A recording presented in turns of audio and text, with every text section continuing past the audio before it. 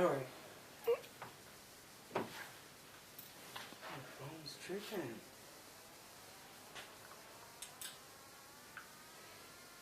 How long you have it? Almost 2 years. Yeah. What do you get? April is when I get a new phone. As soon as the warranty goes, Yeah. it goes. Every time I push the button, it goes to Google. I'm sure Matt could fix it for you. Matt, you fix it for me? He's Okay, a tech. first of all, are you Apple or Android. Thank you. You? Apple. Oh. Apple. Okay. So what do you have? I have an LG. You have an LG? Okay. You Android, I guess. Yes. You don't like Apple products. I don't know what's wrong. I'm not with the program. I don't see what the big deal about Apple phones are. Same is. We Apple because my cousin is a barrister in London for Apple International. So she would send, so now we get some good deals. She would send, I have a people in California.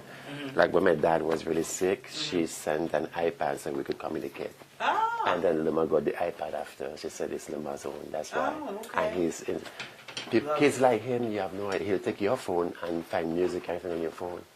He is like good like that. He would find it. Oh, good. I think Yeah. He could find me some. But you know what's interesting about him? Music? You know, he loves music. So we had these nice soft rock channels on for him. He discovered rap music. Oh. Right? So, okay. I didn't like the words of the rap music, right? So I found a nice Christian rap channel, put it on. He hollered. He was pissed off. He wants the nasty rap music, the hoes and the N-words and everything. What? I'm like, Keep it real. so Matt had to, he embarrassed us in the doctor's office or something with him, and he had that kind of nasty rap comes down, so he's like, oh my God. So Matt put a volume control on it, but he learned how to bypass it. So you know where you are? That nasty rap songs come out, and it's like... It's too funny. He's like... He doesn't want the clean ones, he wants the real dirty ones. Oh, I'm like, oh my God. But anything to keep him happy, you know? Yeah.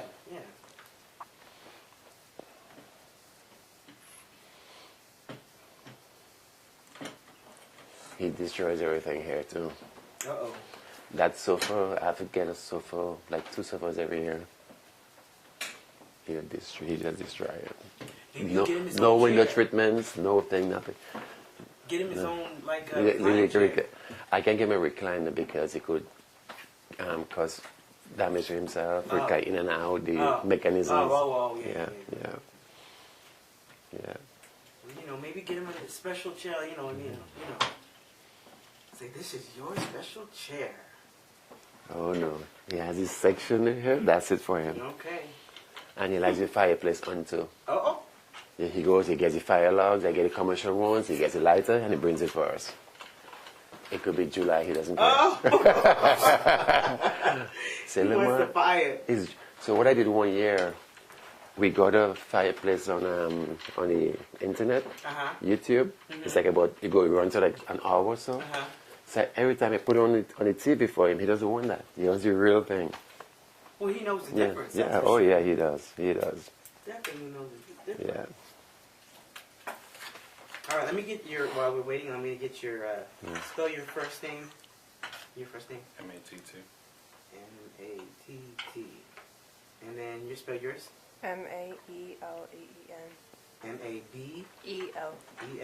E-E-N. Did I spell it? M-A what? M-A-E. Oh, spelled it wrong. M-A-E. L-E-E-N. E-E-N, yeah. Okay, Maylene, you're 17 and you're 20, right? When's your birthday? July. July what? 5th. July. Oh, guess who was born July 5th? No. My daughter. Oh, really? Yes. Oh, wow. 1998. Wow. And what's your birth month? July 24th. Okay, we got all these cancers in, Yes. Leos. You're a Leo? You're a Cancer. 7/20. I'm gonna make sure L-E-O. N-A-R-D. Spell your last name? Joseph, Joseph, Oh. 11/5/59. Lemar is 11/11/93. Oh, yes, So we have two Lemar. Novembers, Lemar. Uh-huh. And he's 23? Yeah, 11/11/93. So we have two Novembers and two Julys. All right. And your wife's name? Marlene, Okay. Joseph, and she was May 5/8/60. 60? Yeah, May 8th, Taurus, And what day she passed? August 9th. August 9th. That's my mom and dad's anniversary. Really? Yes. Oh, wow. August 9th what? 99. 99? Yeah.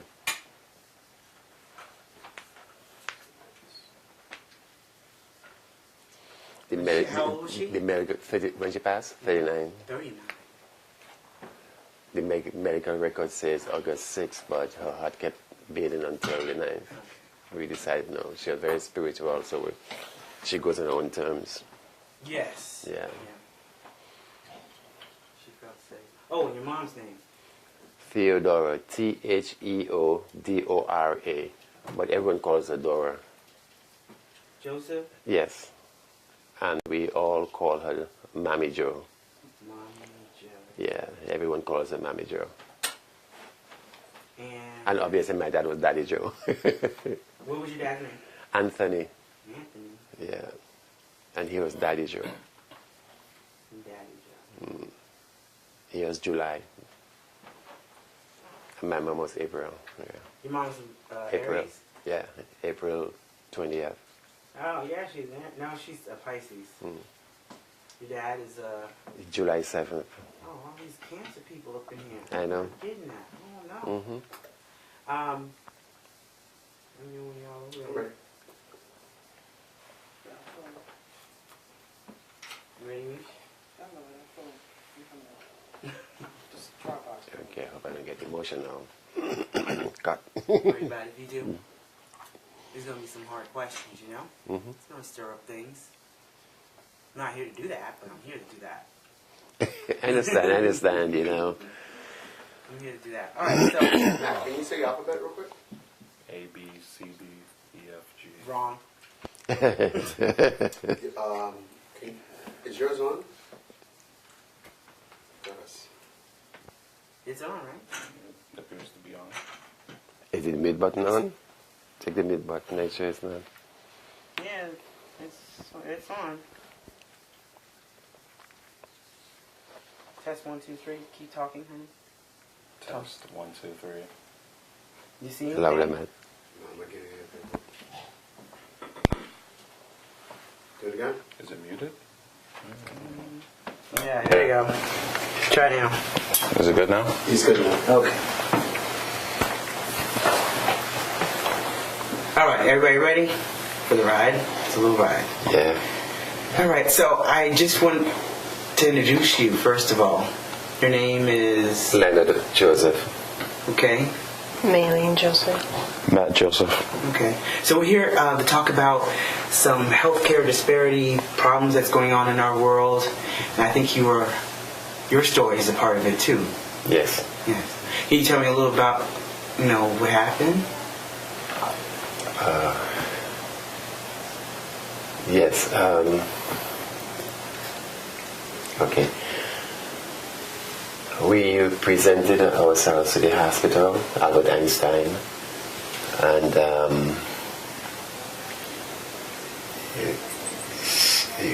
while we were in the room at labor and delivery, we had this doctor, quote unquote, who walked in, introduced herself as a doctor, and said that my wife needed pain management. And surprise to me because we didn't ask for it, but then you have to trust the providers, And she asked me to leave the room. So I went outside the door. I told my wife I'd be right back. So I went outside the door, listening in. And then at one point, I heard my wife said, "Do I have to feel this way?" And the person who called herself a doctor, who eventually we got to know wasn't a doctor, she was a resident, unsupervised, So my wife says, "Do I have to feel this way?" She says, "How do you feel?" She says, "I feel numb all over." So at that point I ran back into the room. Just to go back, I thought the reason why I left the room initially, because I thought they were going to prep her actually for delivery. They may have to do some certain things like shaving her, preparing her for delivery of the baby. And then when I ran back in there, wondering what's going on, my wife was on her back, which I was told eventually was a no-no, because the resident didn't know what she was doing. She should not have been on her back. She should have been sitting up, because the gravity did not allow the epidural to go up. And so I yelled to my wife to open her eyes, and when she opened them, they were bloodshot, red, very red. So I said, "No, you got to keep it open." Then she closed them, She, the resident was going kind of really crazy, Then just grabbing wires here and there, doing other things. Then she ran out of the room and left me with my wife. I guess she went to call a code, because I did hear a code call. And then she ran back in, put something over her face, like a mask, to give her oxygen. And she and the nurse kind of rushed her down to, I guess, to the operating room or, delivery room. And I kept yelling at her, "What have you done to my wife? What's going on? What is happening?" And I also heard like a baby monitor getting very, very, very slow. It's like decreasing, beep, just decreasing, and I think that was the baby also in distress. And I was left on my own for a while, going crazy, wondering what's going on. And to call family members. And after a while,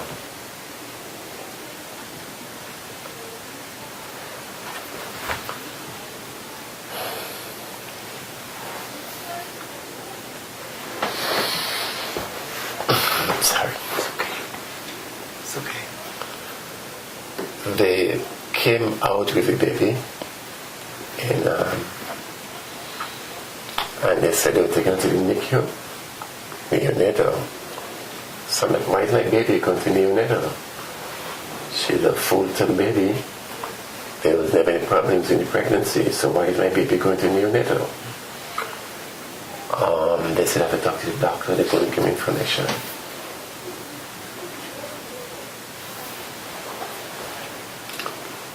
Then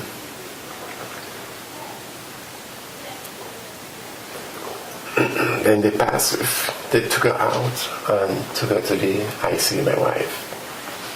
She had all kind of tubes, all kind of stuff going on with her. And got to know after the fact that she coded. And they supposedly brought her back, restarted her heart. And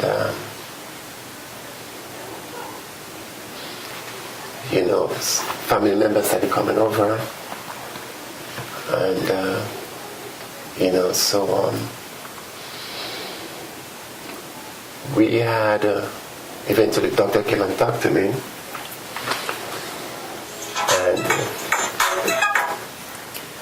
Then he started immediately, as the attendant anesthesiologist, started putting the blame on the resident.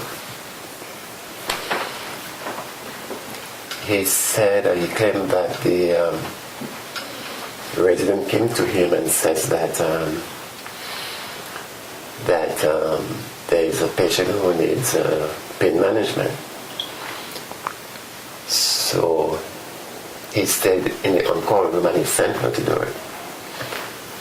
Which, if someone's going to have an epidural like that, you should be present.